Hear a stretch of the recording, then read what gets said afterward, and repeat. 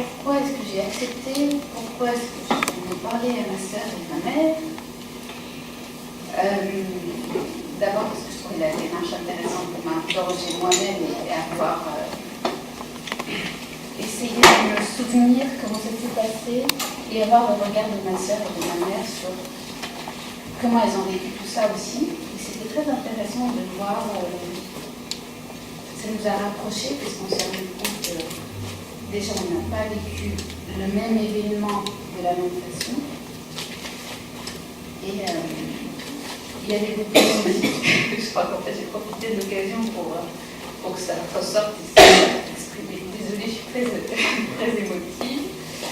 Et ma soeur, je crois qu'à un moment dans le témoignage, elle dit c'est une sorte de thérapie familiale.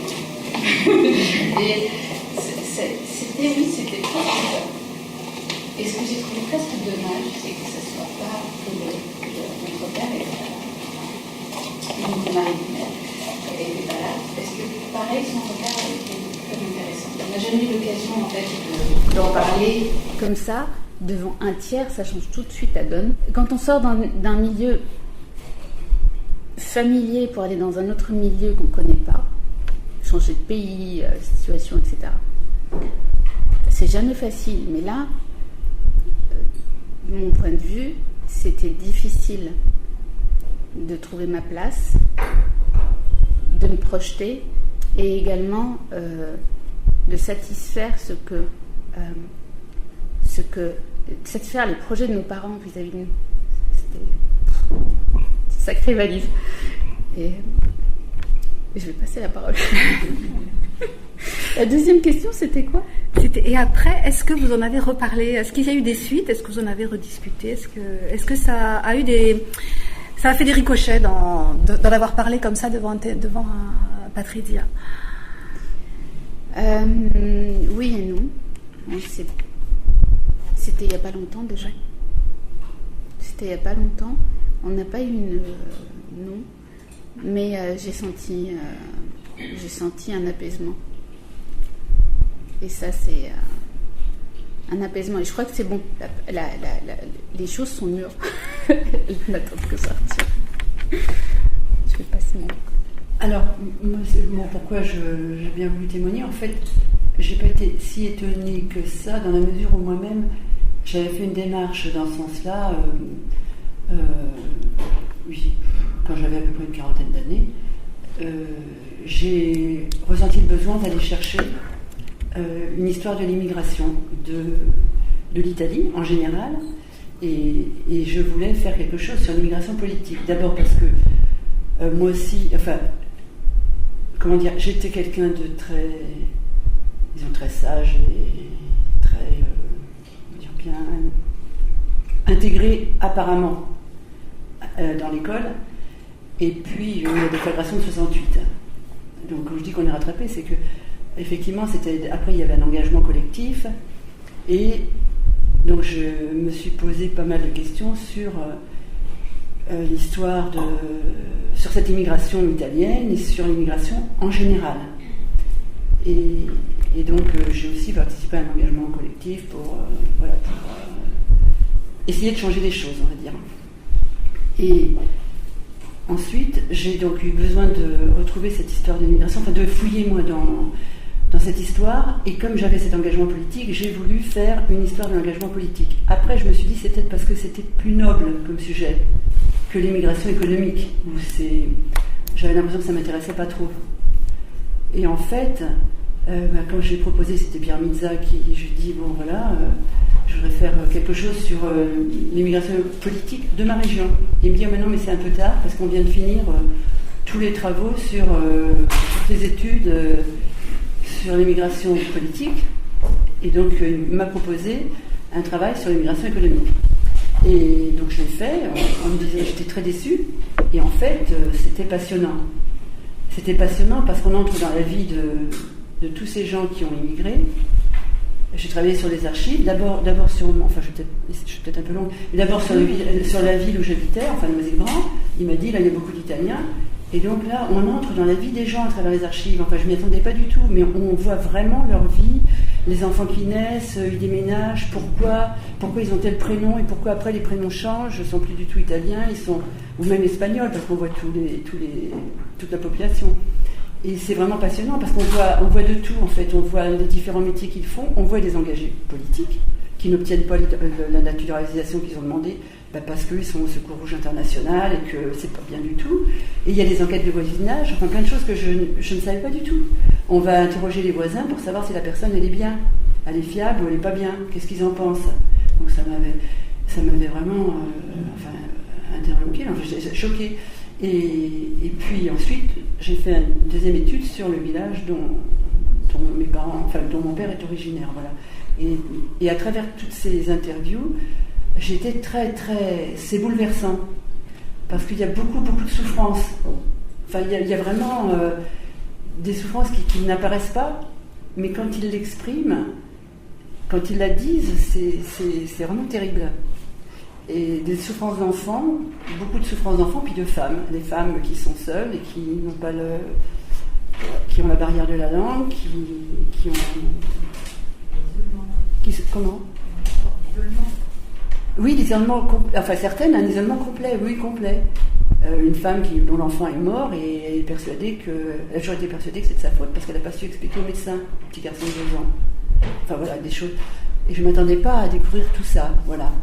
Et donc voilà, j'ai témoigné parce que ça correspondait aussi à des interrogations que je me posais enfant sans le savoir que je me les posais.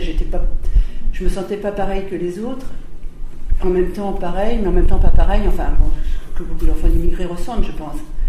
Et puis j'essayais de faire en sorte que je sois comme les autres, me voyaient ou voulaient me voir.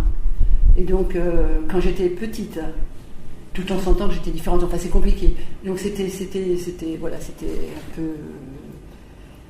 compliqué, enfin dans une tête d'enfant, et ça s'est éclairci, voilà. Et je pense que mon travail sur l'immigration, ça a permis de mettre en place les choses.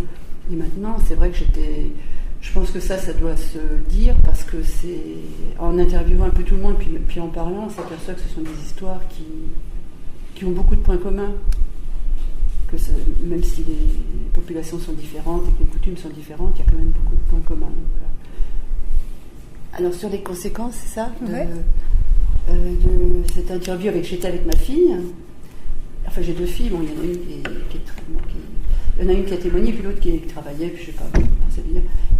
C'est vrai qu'on en a parlé un petit peu après, et je me suis dit, mais bien sûr, c'est pour ça qu'elle est toujours en train de courir à travers le monde, que ses copains ils viennent de tous les pays du monde, et qu'effectivement, elle a plus d'affinité avec des étrangers que, apparemment, avec ses camarades français.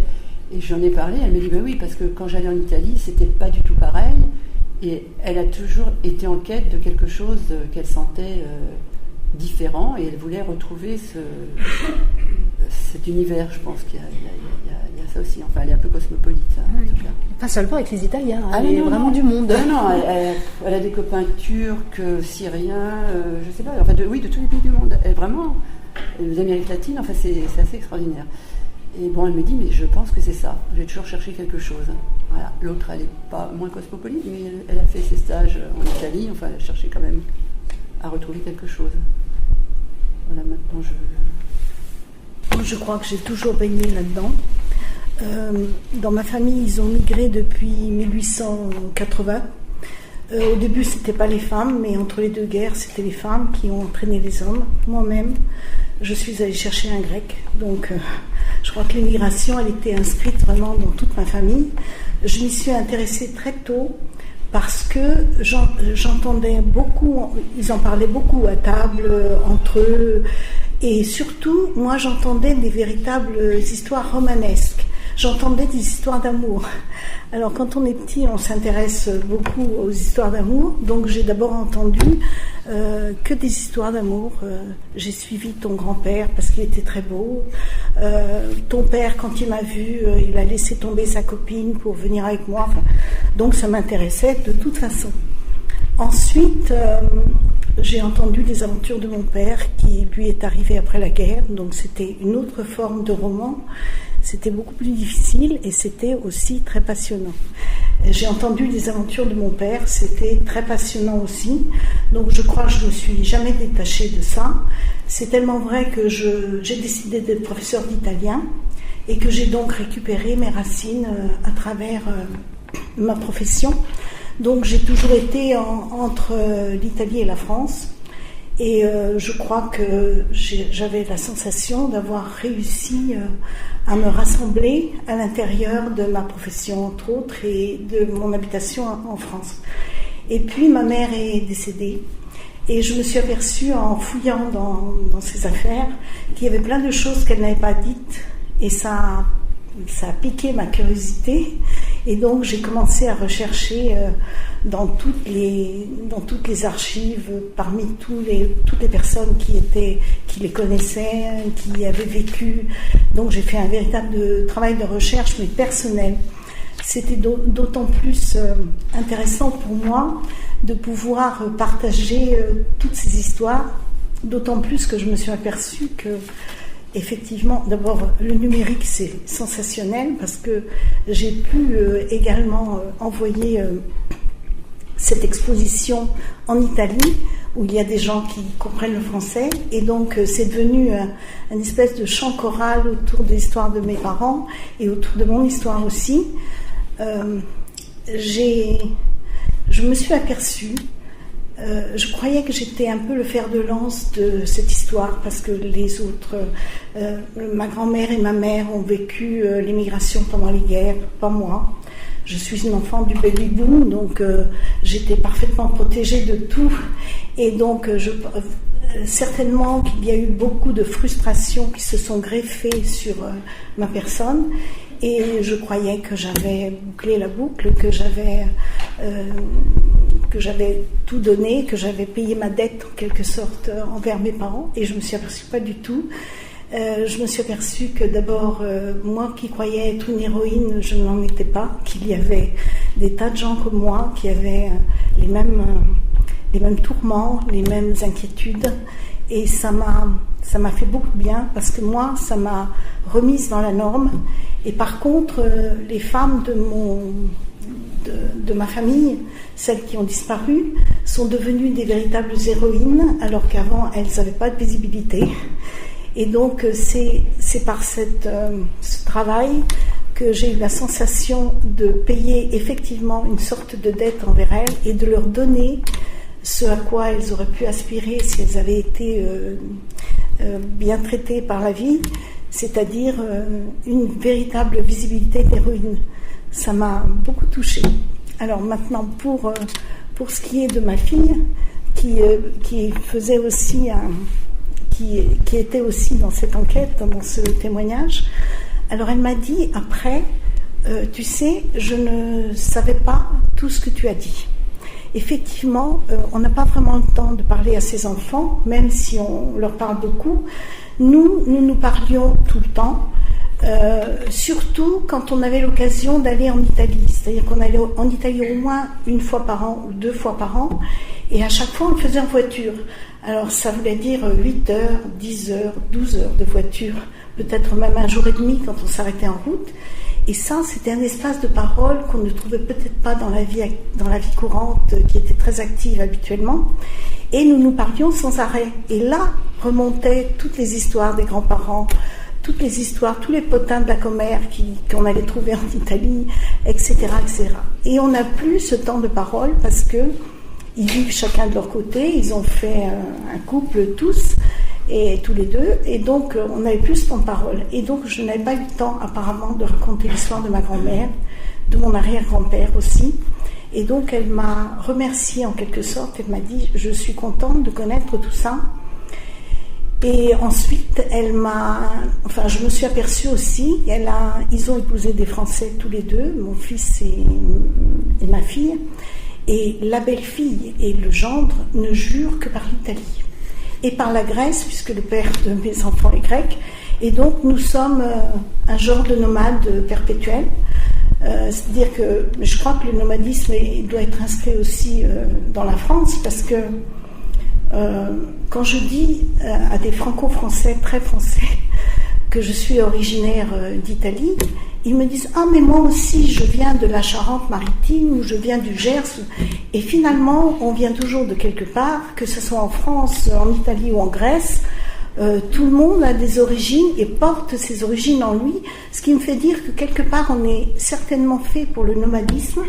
Et quel instrument meilleur que celui-là pour justement nous faire vivre ce nomadisme-là. Voilà. Donc j'ai trouvé plein de choses dans cette expérience-là. Et est-ce que, je ne sais pas si vous avez eu le temps de regarder un petit peu ou de consulter un peu, parce que on a mélangé vos témoignages. Hein. J'étais un peu inquiète parce que je me disais, ça peut être choquant de se voir remonter avec d'autres. Qu'est-ce que ça vous a donné comme impression, ces montages où on mélange sans vouloir donner l'impression que tout le monde a la même expérience. Hein. Je dirais que tout le monde a les mêmes problèmes, mais chacun y répond à sa façon. Oui. Alors, non, mais moi j'ai trouvé que justement ça c'était très intéressant, parce que moi quand Patrizia Molteni m'a demandé de participer, j'avais très peur que ce soit une séance d'exhibitionnisme. J'étais surtout ma fille, je voulais pas l'exposer plus que ça, j'avais très peur parce que c'est vrai que je suis très bavarde, je me confie facilement, c'est pas évident de se confier sur le net, je crois qu'il faut se préserver un peu, donc j'avais très peur de cet exhibitionnisme-là. Et finalement, le fait que vous ne sortiez des documents que ce qui est intéressant, et le fait qu'il y ait d'autres personnes qui parlent de la même problématique. Moi, j'ai eu l'impression de chanter un chant choral, excusez-moi pour la métaphore un peu poussée, mais j'ai l'impression d'être dans une chorale où on chante tous la même chanson sans que ça soit la même langue. Ça m'a fait une impression très très résolutive et ça m'a beaucoup beaucoup servi, justement pour remettre les pendules à l'heure et peut-être pour me remettre là où je dois être, c'est-à-dire une Française comme tout le monde, qui a des racines aussi, qu'elle soit du Gers ou qu'elle soit de l'Italie ou qu'elle soit de l'Algérie. J'ai vraiment eu l'impression de m'épanouir et enfin de conclure quelque chose. C'est tellement vrai que quand je suis sortie de nos dialogues, de nos monologues plutôt, parce que c'était presque un monologue, j'ai dit à une opératrice qui était là, une de vos collègues, je lui ai dit, bon, maintenant je vais aller au Danemark, parce que j'en avais un peu marre d'entendre parler de la Grèce, de l'Italie, du passé, du présent, et je voulais changer de pays. C'est une réaction spontanée que j'ai eue, et je me disais que décidément tu n'arrêteras jamais de voyager finalement. J'ai ressenti la même chose, à savoir que j'avais pas envie de m'exhiber, ni exhiber ma mère et ma sœur. Et quelque part, c'était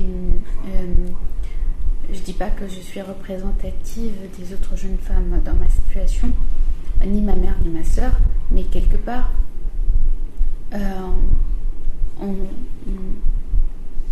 malgré nous, en fait, on a représenté d'autres femmes, sans que ça soit nous le sujet. Et ça, c'était assez agréable. Enfin, c'est moins lourd à peu. Oui, c'est moins lourd. Je suis désolée, je ne peux même pas dire. J'ai eu un énorme problème d'internet à cause de France Télécom et voilà. Et donc j'ai été bloquée. Et là, ces derniers jours, ça a été rétabli. J'ai pas vu. Voilà. Désolée. Est-ce que dans la salle, les autres témoins veulent des choses à ajouter? Moi, je voudrais parler aussi de la façon dont c'est reçu. Je l'ai présenté à Clermont, à l'université, sur un colloque où la thématique c'était les femmes voilées. Et donc j'ai présenté autre chose pour que ce soit... et mon idée en montant tout ça, en écoutant tous les entretiens, en essayant d'imaginer avec cet outil que je découvrais ce qu'on pourrait faire, je me disais, il faut toujours imaginer à qui on s'adresse, à qui on destine ce truc-là.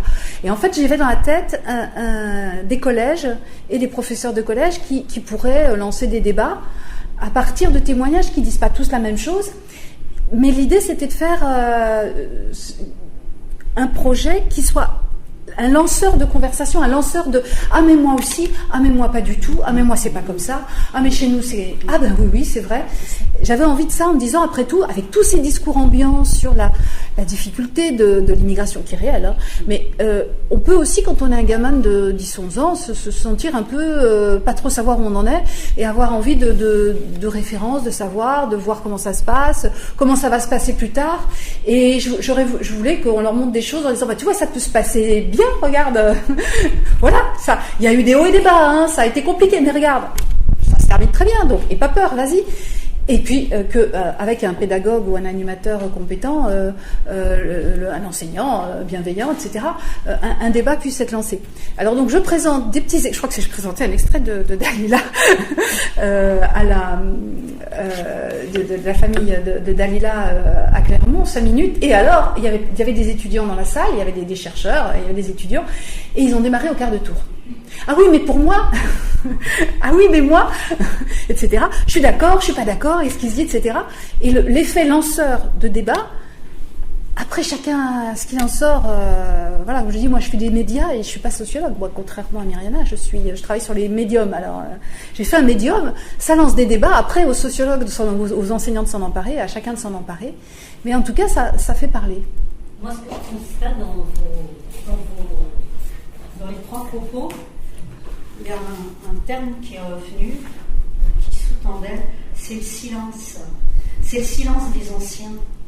Et qu'on soit obligé aujourd'hui de reconstruire un petit peu nos vies, d'essayer de les comprendre, et elle passe par la reconstruction de la mémoire. Est-ce que vous aviez une réflexion, des questions, des questionnements sur justement ces silences? La question du silence, la question du rapport entre la migration, justement le silence, le genre, est-ce que la parole masculine ou la parole du père ou la parole de... Voilà, parce que on a souvent une image que peut-être vous remettez en cause sur le silence du père, par exemple. Est-ce que vous aviez ces questionnements avant de faire votre outil, ou justement, comme tu le dis, c'était un petit peu... Allez, on lance un outil et puis les questions vont arriver après. Alors, il y a plusieurs choses. J'arrivais sur un projet qu'on a rattrapé par les cheveux, à supposer que les projets aient des cheveux, parce qu'il allait ne pas pouvoir se faire, puisque la FACEF avait fait faillite, et j'ai récupéré un projet qui avait des règles, qui était notamment celui d'être genré, c'est-à-dire de parler des femmes et de parler de l'intégration. Bon. Tête de l'équipe, en se voyant sur le point de faire un travail sur l'intégration, vu que moi je sais pas trop ce que c'est, je sais pas le définir, et puis en plus chacun d'entre nous, et on a eu cette expérience avec les témoins, les quelques-uns auxquels on a posé la question de l'intégration, etc. C'est sûr qu'on est beau être issu de l'immigration, visible ou pas visible d'ailleurs, que les gens vous le renvoient tout le temps dans la figure, ou ne vous le renvoient jamais, parce qu'il y a 2 choses gênantes finalement quand on est enfant d'immigré. Il y a quand on vous le rappelle tout le temps, alors que vous êtes complètement français, parlez français, nationalité française, et qu'on n'arrête pas de vous dire d'où tu viens, ça c'est agaçant. Puis il y a ceux qui viennent d'ailleurs, et à qui on ne pose jamais la question, ça se voit pas, donc cela revendique, oui mais moi aussi je suis immigré, comme quoi on n'est jamais content. Cette histoire d'intégration, c'est un mot qui ne nous plaisait pas, qu'on ne savait pas bien manier, et qu'on trouvait même limite gênant, enfin un petit peu stigmatisant pour les personnes. Donc qu'est-ce qu'on pourrait faire? Donc on a dit, nous on va poser simplement, on va demander aux gens de raconter leur histoire, et on verra bien ce qu'il en sort. Après chacun regardera et se dira, ça c'est de l'intégration, ça c'est pas de l'intégration. Chacun se fera sa définition. On sortira finalement une définition, s'il en faut une, à partir des témoignages. C'est la première chose. Le côté femme, c'est toujours intéressant. Il y a une complicité évidemment assez grande de poser des questions des femmes, mais cela dit, on a des regrets. Par exemple, je pense que si on continuera avec des hommes et des femmes. C'est quand même artificiel de prendre que les femmes. Et je ne crois pas que les hommes auraient capté la parole des femmes dans ce genre de récit. Donc ça, c'était vraiment parce que c'était la thématique. Donc on arrive avec des contraintes au départ. Et les questions que j'avais, moi j'avais envie, parce que justement dans les travaux de recherche, on parle beaucoup de ce qui fait mal, et que c'est aussi un peu normal que quand on met de l'argent dans des travaux de recherche, ça soit pour essayer de résoudre des problèmes graves. Alors des histoires de frustration, des histoires de violence, des histoires j'ai des collègues qui travaillent sur les migrations de femmes, les femmes immigrées dans les réseaux de prostitution. Évidemment, c'est ça qu'on va essayer de résoudre en premier, c'est ce qui est le plus grave. On ne va pas quand même s'en étonner et s'en indigner. Mais du coup, cet effet de financement de travaux de recherche sur les questions graves, donne une impression que l'immigration est un monde de violence, de prostitution, de drogue, de jeunes qui n'arrivent pas d'échecs scolaires, d'abandon, de jeunes de cité, etc. Ces problèmes existent, mais évidemment, les véritables invisibles, je dis souvent, les personnes qu'on a interrogées sont doublement invisibles. Elles sont invisibles en tant qu'immigrées, parce qu'on dit que les immigrés sont, ou triplement si on veut, en tant que femmes, en tant qu'immigrés, et en tant que personnes qui n'ont pas de problème particulier, qui sont, que voilà, qu'on croise tous les jours, qui ne sont pas dans les journaux, qui ne sont pas dans les commissariats, qui ne sont pas dans les prisons, qui ne sont pas dans les lieux de la violence et de la difficulté sociale. Donc du coup, pourquoi en parler ? Pourquoi on irait parler des gens qui voilà, pour qui ça marche ? Oui, mais alors à un moment donné, si on veut discuter de l'intégration, c'est bien aussi de voir tous les points de vue. Donc je me dis, voilà, prenons les invisibles de ce côté-là, sans nier le fait qu'il y a les autres aussi, et regardons comment ça s'est passé. Ça n'a pas été si simple, mais ça s'achève. Il y a des résolutions, comme en musique. Il y a des moments discordants, et à un moment donné, il y a une résolution harmonique qui fait qu'à un moment donné, les choses s'apaisent avec le temps, avec la bonne volonté de chacun, etc. Voilà mon point de vue. Mais je ne savais pas trop où j'allais. En réalité, ce qui m'a donné le guide, c'est de prendre tous les entretiens et de les écouter en 2 jours, les uns après les autres. Donc, soit une vingtaine d'heures d'écoute, en 2 jours, en baignant dedans, donc en les ayant tous en tête au même moment. Et ça m'a donné des pistes sur des logiques qui sont pas liées à l'origine, car moi c'est ma démarche toujours, puisque je ne suis pas anthropologue, j'en profite.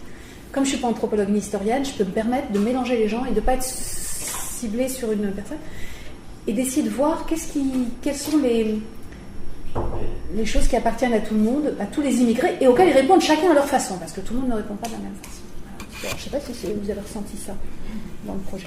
J'ai quelque chose à dire à propos du mot intégration, parce que on ne fera jamais table rase de son passé et du passé de ses ancêtres. C'est ce que je pense. Et en fait, dans mon parcours à moi personnel, il y a aussi une réintégration.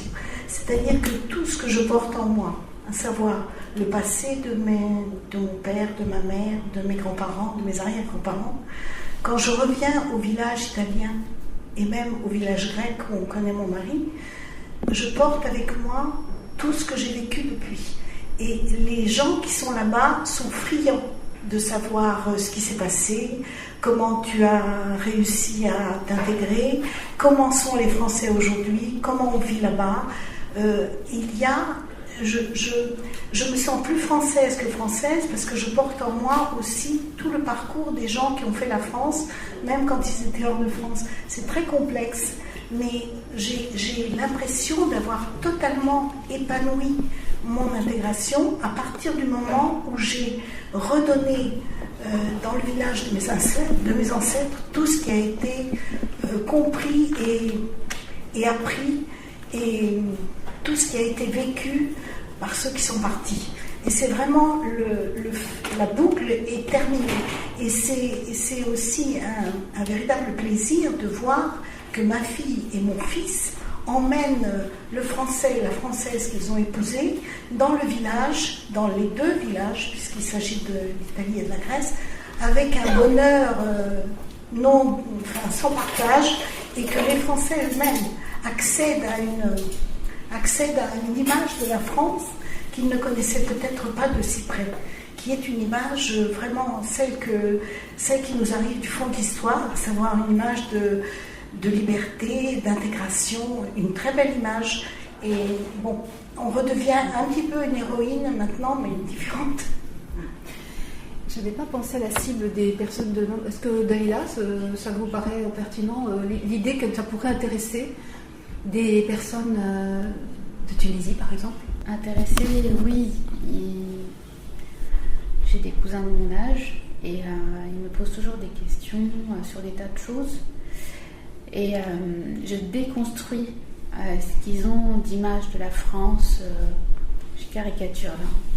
C'est le pays où on sort dans la rue, on ramasse l'argent avec la pelle, où on trouve du travail facilement. Et c'est aussi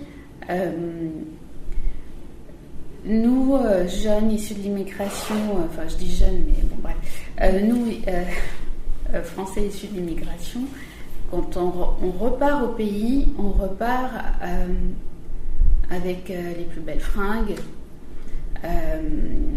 avec ce qu'on a de mieux en fait, parce que c'est les vacances, on va en profiter, ça va être super. Et du coup, et aussi on part avec l'idée qu'on va prendre du plaisir, donc rien ne gâchera ce plaisir, donc on va être heureux. Donc quand ils nous voient comme ça, ils s'imaginent que tout le reste de l'année c'est comme ça. On trime pas du tout, on n'habite pas dans une boîte à sardines, on est payé un salaire fabuleux et le travail est très facile. Ça c'est occulté parce que nous-mêmes on ne le montre pas, on a envie d'être heureux et rien ne gâchera ce plaisir.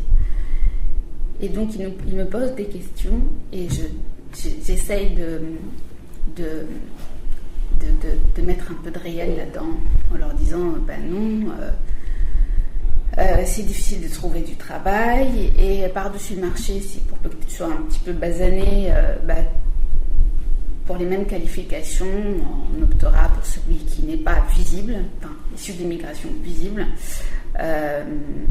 que par-dessus le marché, quand tu es une femme, à la première occasion, on te rappelle que tu es une petite beurette. Et par contre, en tout cas, en ce qui me concerne, je me sens comment dire, je me dois de leur apporter des informations pour pas qu'ils continuent à se tromper sur des choses et pour qu'ils aillent dans un sens réaliste, mais aussi que ce soit par rapport aux femmes, à ce qu'elles sont capables d'apporter. Enfant déjà, on me disait un pays qui ne considère pas les femmes, c'est comme un homme qui marche avec une seule patte. C'est bien, c'est très intéressant. Merci Daniela. Je voudrais vous faire parler aussi, parce qu'il y avait la question du silence des pères. Je ne sais pas si les pères sont silencieux. Est-ce qu'il y a du non-dit? Ça dépend des pères, je pense. Et on avait des récits. Alors, il y a beaucoup d'hommes dans nos histoires, parce que les femmes parlent des hommes aussi. Elles parlent des femmes, elles parlent des hommes, elles parlent de leurs enfants, elles parlent de leurs pères, et elles parlent de leurs amoureux, de leurs maris, etc. On a découvert des pères au pays qui parfois étaient tout à fait étonnants et très bien, qui poussaient, je pense à plusieurs témoignages où on disait dans les années 30, le père poussait la fille à aller à l'école. C'est le père qui poussait la fille à aller à l'école.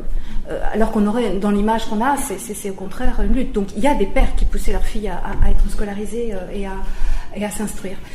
Je ne sais pas, est-ce que les pères ou les mères sont silencieuses, sont bavards, ou est-ce que ça dépend? Je vais vous demander, parce que je ne sais pas. Dans ma famille, c'était... Bon, déjà, c'est une famille italienne. Les parents ne sont pas bavards, c'est l'Italie du Nord. Et si la mère est silencieuse, la mère, elle fait ce qu'elle a à faire parce que ça a toujours été comme ça. Elle était silencieuse, mais pas mon père. Pas mon père, et mon père a toujours voulu que je fasse des études, enfin, a toujours été fier, a toujours été... dans ce sens-là, c'est pas le silence, puis c'est pas un silence sur l'histoire, il a toujours parlé de son histoire, expliqué pourquoi il était parti. Enfin, il était assez fier quand même. Maintenant, non, je voulais dire sur l'invisibilité, juste deux mots, parce que c'est vrai qu'on était invisible dans le sens... Je me souviens la mère d'une copine de ma fille, je crois que j'en avais parlé, qui était espagnole, et un jour elle m'a dit, mais nous on a de la chance. On ne parlait pas du tout d'immigration, ni de problème, ni de quoi que ce soit. Puis un jour, de but en blanc, elle me dit, mais nous on a de la chance, parce que nous on est enfants d'immigrés, ça ne se voit pas du tout. Et je me suis dit, mais oui, c'est une question de couleur de peau, on parle bien français, on a fait nos études en France, enfin, voilà. Et par contre, je me suis aussi posé la question, pourquoi les femmes, enfin pourquoi de mère en fille? Parce que si on avait interviewé mon frère, c'était pas du tout la même histoire. Et c'est pas du tout une immigration sans problème, où le temps apaise tout et où tout se passe très bien. Et je me suis posé, même avant de venir, je me suis dit, oui, pourquoi uniquement les femmes? Et c'est pas du tout la même transmission par rapport aux fils, ni la même attitude, et ni les mêmes problèmes.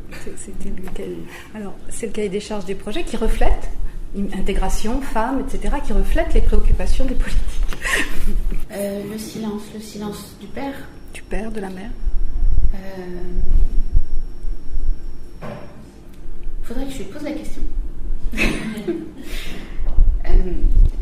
Pareil, c'était déjà lui poser des questions, lui dire pourquoi.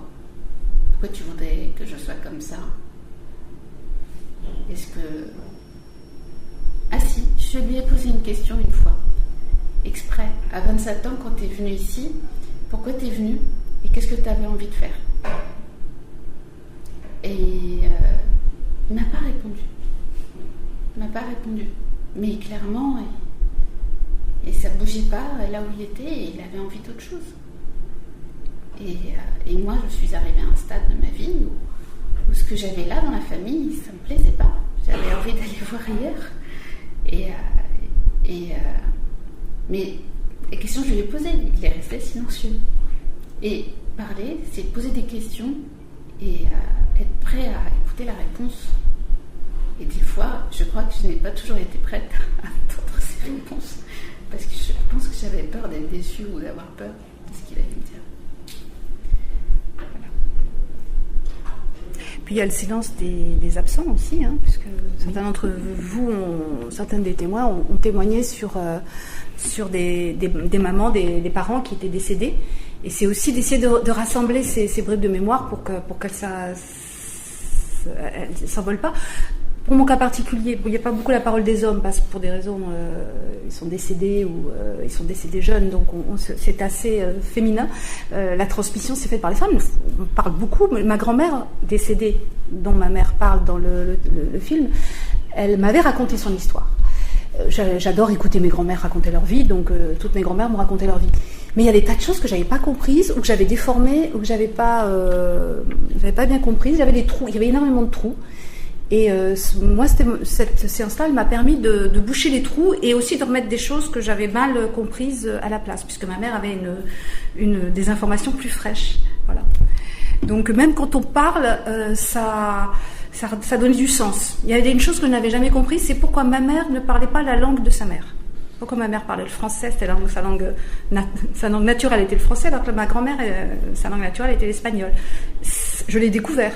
J'ai découvert que son mari ne voulait pas qu'elle parle l'espagnol à sa fille.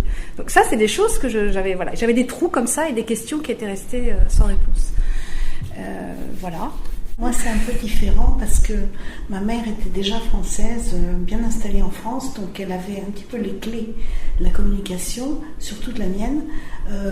Mon papa est arrivé juste après la guerre, la Deuxième Guerre mondiale, donc il avait beaucoup de choses à dire sur la guerre, mais il y avait certaines choses qu'il ne disait pas par pudeur aussi, et puis par peur, parce que la parole des hommes en général sur vraiment les événements de l'immigration, chez moi, d'abord parce qu'ils ont disparu assez vite, mais en plus ils étaient pollués par les histoires de guerre et il y a eu beaucoup de silence. Et justement, ce que j'ai ressorti au moment où maman est décédée, c'était des histoires comme ça où j'ai compris que certains parcours avaient été orientés par la guerre, par les deux guerres.